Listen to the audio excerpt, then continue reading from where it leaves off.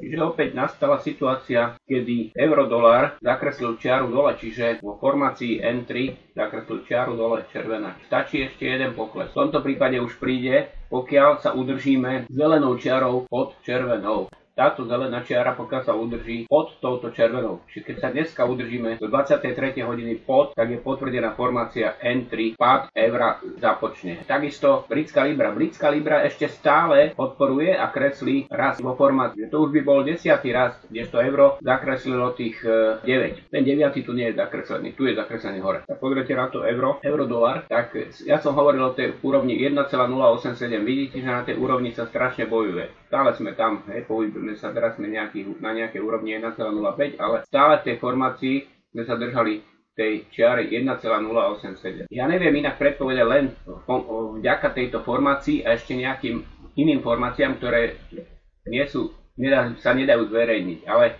hlavne táto formácia platí pre všetko, čiže nikdy v živote sa neporušila. Pokiaľ teda zostane zelená pod červenou, neporušila sa táto formácia na páre euro americký dolár. Príklad, niekoľkokrát sa porušila na švajčiarskom franku s americkým dolárom a tak ďalej, ale na euroamerický dolár sa neporušila nikdy od vzniku eura. Takže tá pravdepodobnosť je taká, jak tvrdím, že neporušila sa a neporuší sa ani teraz. Jak som povedal, ten dolár bude posilovať voči všetkým menám.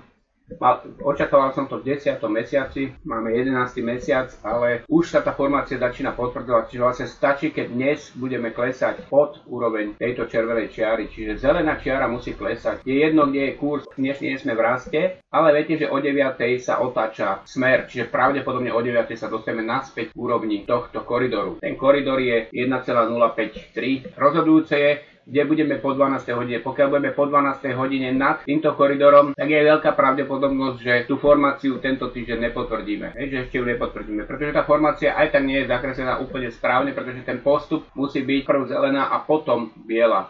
Tuto bolo opačne.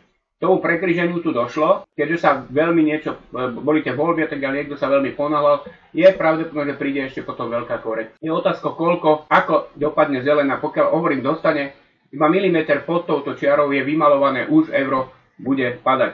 Čo to znamená, že už sa nedostaneme nad túto červenú úroveň, príklad do nejakého 20.11. Potom sa už vidíte, že tu klesáme a potom ešte bude možnosť o niečo vyššie dostať, či k nejakej úrovni 1,089, teoreticky sa budeme vedieť ešte dostať. Čiže máme tu, viete, že oni idú na dorast, takže berte to tak, že teoreticky ešte tu budeme sa môcť dostať tejto úrovni, čiže k tej úrovni 1,089.